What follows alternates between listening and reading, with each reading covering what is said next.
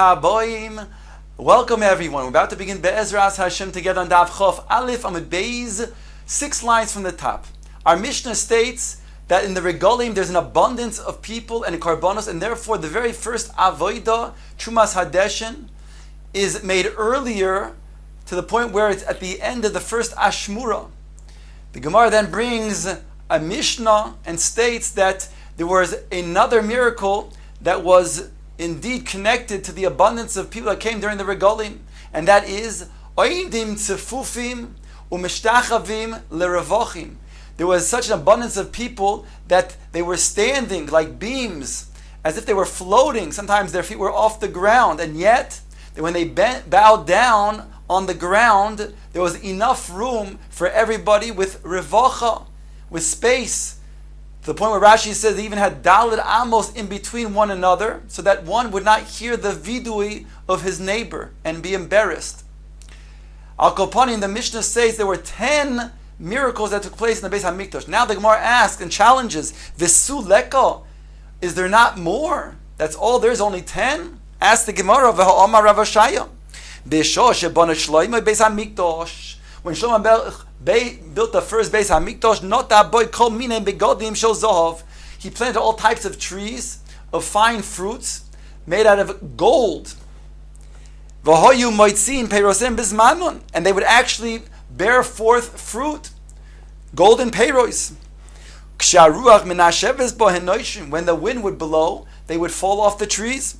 Shenemar says Yirash kalavono in puriyoi. It says that there should be enough fruits that they should make noise like levonon, like the Beis Hamikdash's fruits, referring to these golden peiros. Ukshenichnesu nachrim leheichal yavish. When the nachrim entered the Beis Hamikdash, they then dried up.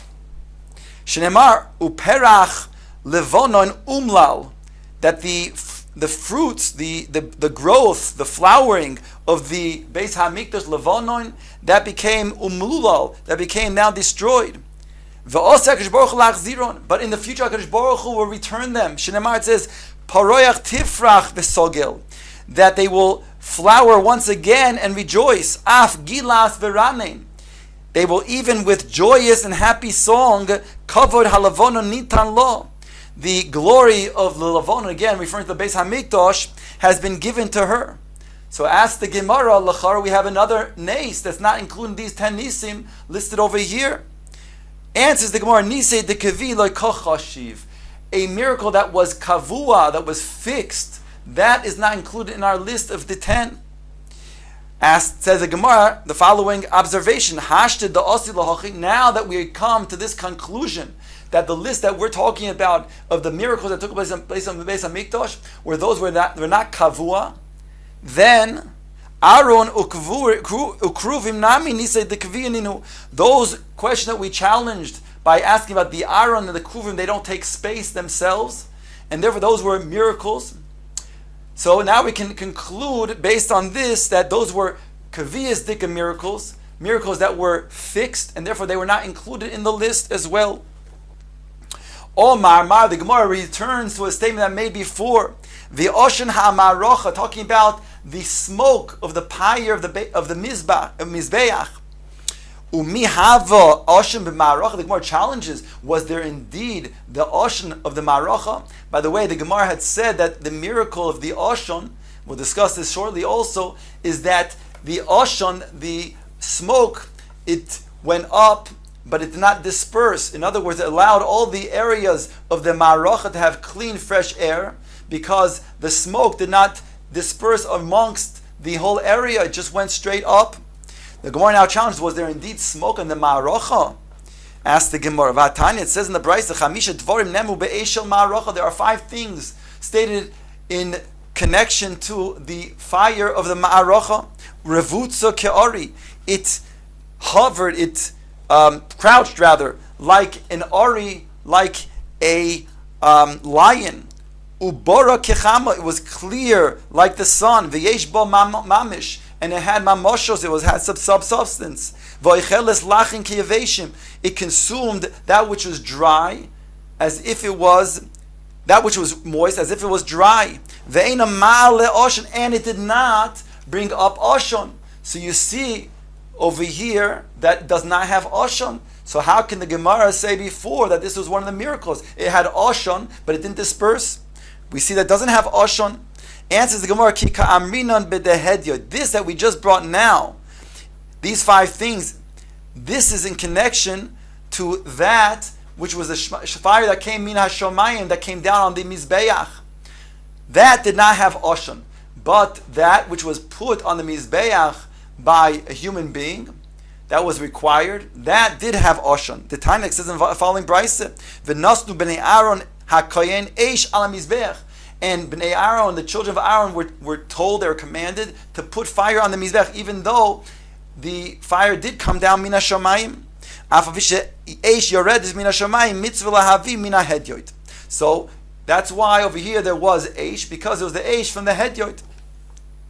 Ask the Gemara on one of these things that we mentioned, the fire was Revutas Keori, it crouched like a lion. Ask the Gemara, Revutas Keori? Vehatanya, behold, we have a Brisa, Omar Rabbi Chanina Sgana Kayhanim. He was a witness and he said the following, Ani Re'isia Revutza Kekelev.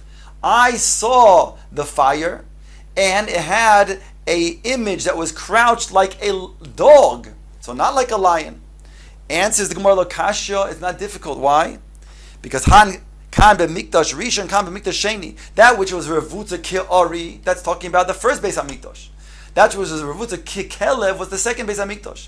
What's the difference? Says the Maharsha, because the first Beis Hamikdash was built by Shlomo HaMelech, came from the Davidic dynasty. And as it says over here, but they came from Yehuda. Shevet Yehuda was Gur Ka'aryeh. So therefore had that crouched like a lion. Masha'en came, the Persians built the second Beis HaMikdash, and therefore they are compared to a dog. Ask the Gemara, Mikdash Sheni mi havoi? Was there indeed a fire that was coming down min hashamayim and during Beis Sheni? By Inya, my dersi, what's meant by the pasuk? Ve'ertze boy ve'ikavdo, I will desire it and I will give honor. Ve'karinon ve'akavdo, meaning it's spelled with a hey at the end. What is the reason why it states in the pasuk ve'ertze boy ve'ikavdo without the hey? Explains the Gemara, my shnod mechusar hey. Elu chamisha dvorim shahoyu bein mikdash rishon and mikdash sheni. The hay in gematria is 5, and therefore this corresponds to a hint to 5 differences between bayis rishon and bayis sheni. Ve'eluhin, these are them. Aroin ve'kaporos ukruvim. Those existed in the bayis rishon, but bayis sheni they did not have the aron and its covering and the kruvim. The second thing is the eish. Mashma, the Eish did not come down min hashamayim during Bayis Sheni, only Bayis Rishon. The Shechina was lacking in Bayis Sheni. The Ruach HaKodesh also no longer was there in Bayis Sheni.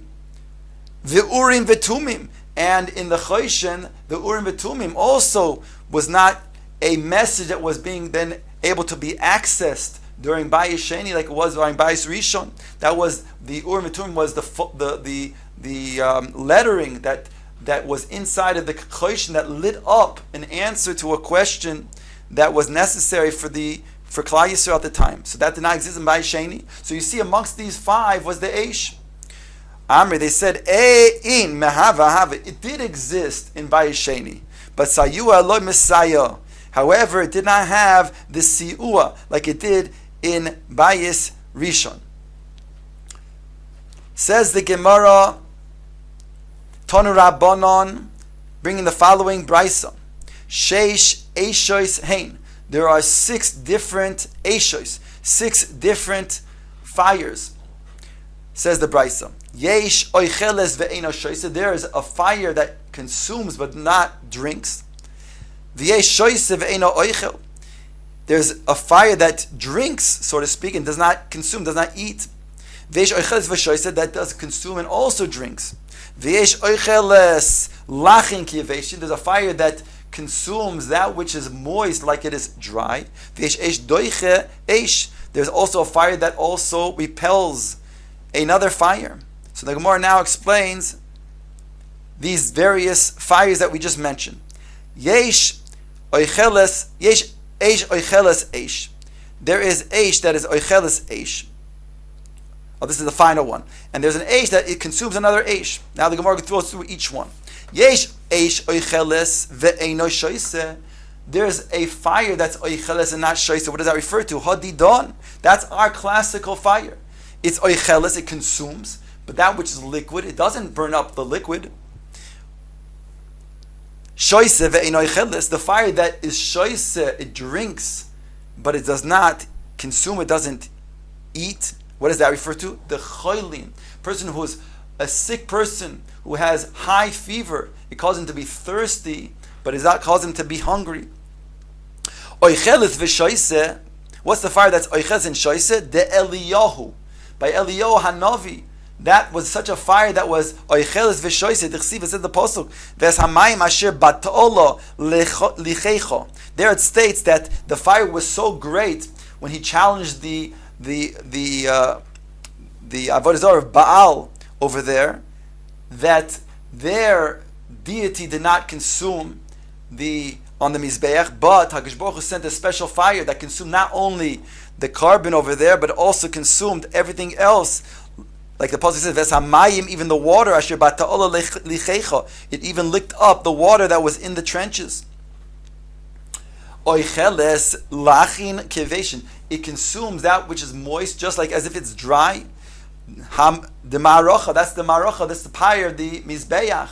There it took even meat that was indeed something that was moist, and it made it like charcoal. Yesh eish doiche eish. The final one is there's eish that's doiche, that repels eish. What does that refer to? The Gavriel. That's referring to Gavriel. That's doiche eish, because Gavriel was sent when the three tzaddikim, Mishael, Hananiah, ve'Azariah, were thrown into the Kivshan Eish by Nebuchadnezzar Rasha. They did not want to then bow down to the idols, so they were thrown into the Eish. And Gavriel, he beseeched HaKadosh Baruch Hu, let me go down and save them. So indeed he went down and he took the fire, his own fire, and he cooled off the burning furnaces inside the Kivshan Eish to then save these three tzaddikim. And the fire that he then caused to cool inside the furnace also then caused fire on the outside to kill and burn those who were then causing them to be thrown into the Kivshan Eish. And there's one last one, V'yesh Eish Oicheles Eish, one that Eish that repels the Eish, the Shechina. Sorry, Eish that consumes Eish. Sorry, that's the Shechina. Damar Choshit Etzboi Beinayim V'Sarfan. HaKadosh Baruch Hu, he, so to speak, Havayachal, he extended his finger of fire and he consumed the fiery angel. So that was Eish, that's Oicheles Eish. Now the Gemara says, "Va'oshin hamarach afilu kol harucha sheba'olam ein mezizois oisam imkaimo." We said before that oshin that was on Maracha, that was indeed produced by the Hedyoit, that fire, it says that went straight up. It didn't disperse into the areas of the around the courtyard, the Azara, and therefore it was smoke-free, clean air. And even if there was many types of winds that would blow, as hard as they would blow, would not cause this smoke to disperse. He asked, it says after Motzei Yantif of Chag, referring to Shmini Atzeres, Hakol Tsoifin La'ashan HaMa'arocha. Everybody would look and peer at the Ashan of the Ma'arocha to see which way is it dispersing, which direction, to get a sign as to what is going to be in the ensuing year. We know that Sukkot is a time where we daven for the rain. There's a judgment on the Geshem, on the rain, and it's complete on Hoshana Rabbah. Motzei Yantif, so they want to see which direction was the Ashan going towards, to then get an indication as to what's going to be with the rain season. So it states, Noite Klapeit Sofoin, when the wind would blow towards the east, towards the north, from a southern wind that would go towards the north, then Anim Smeichin Ubali Batim Atzevim, the poor people will be happy, yet the wealthy Balabatim would be saddened. Why? Because it would be an indication that there would be a lot of rainfall, and the fruits in the storehouses would then be markivin, they would become rotten as a result. Therefore, the balabatim had to sell their fruits at a lower price, whereby the anim would be happy and those balabatim would be unhappy. Not the klape doroim. If it was in the opposite direction, that means it was a northern wind that went towards the south, then anim atzevim ubalebatim smechim. There would be the opposite. Anim would be unhappy, whereas the balabatim, they would be happy. Why? This would be an indication that since it's going towards the south, it would be dry, wouldn't be so much rainfall. And therefore the fruits, because it wouldn't have so much moisture, would be able to be stored, whereby the owners would be able to then sell at a higher price. So the anim would be unhappy, would be saddened, whereas the balabat and the wealthy ones would be happy. Not the klape mizrach. If it went towards the east, that means it was a western wind, then hakos mechin, everyone would be joyful because it would be even balanced, and therefore would be too much rain and too much dryness. Klape mariv, on the opposite direction, it was an eastern wind going towards the west, hakolat saving, there it would be causing a unhappiness, because that would dry up all of the zroim and be bad for everybody.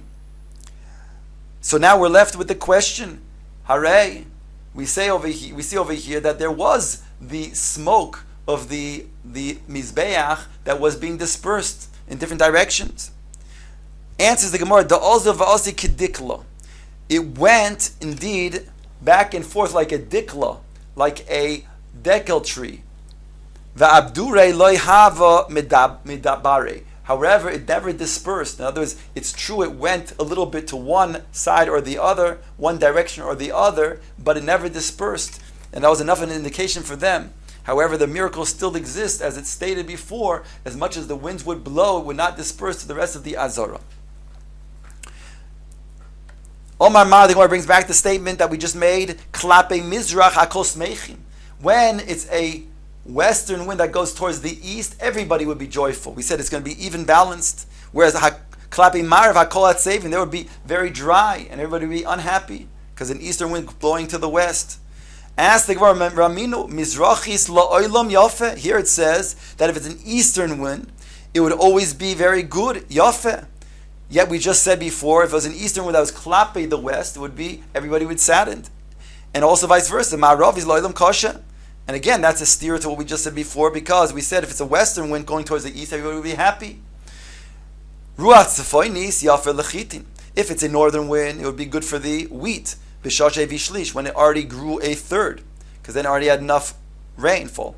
Whereas it would be difficult for the zaysim when they're just blossoming, because they do need rainfall. Ruach droim is the opposite, since it doesn't have enough rain. So now the Gemara says, the Gemara brings a mnemonic, a siman to remember just what it said. The shulchan was located in the northern part of the heichal, and the menorah on the south side.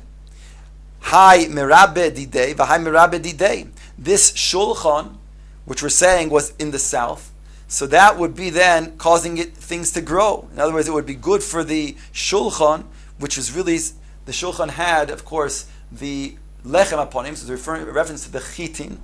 If it was then, as we said before, it would be good for it. If it was the shulchan, when it is was in the north, and therefore, if it was a wind that was blowing, it was a northern wind, and that which we said before, it would be good for the south, for the menorah, which has the zaysin, the olive oil, when it's blowing there, when it's blowing south. So now we're left with the question, you just told me now that when it comes to the east, that means to say that is going towards the east, but it's a western wind, everybody's happy. Yet over here we say the opposite. We say that if it's a western wind, it's kosher la'olam. And the opposite, you told me before that if it's a western wind blowing towards the east, an eastern wind blowing toward the west, then everybody is unhappy, and yet over here it says that it's considered to be yafe if it's an eastern wind. Answers the Gemara, depends from whose perspective. Lokasha, halon v'ha lehu. Us in Bavel, that's very good to have an eastern wind because it's dry. And therefore, since Bavel itself is moist, therefore it's considered to be very good for Bavel. Whereas in Eretz Yisrael, where they need the rainfall much more, therefore the eastern is not going to be considered to be a good wind. So therefore it's not a steer, it depends. Are we talking about from Bavel or the perspective of Eretz Yisrael?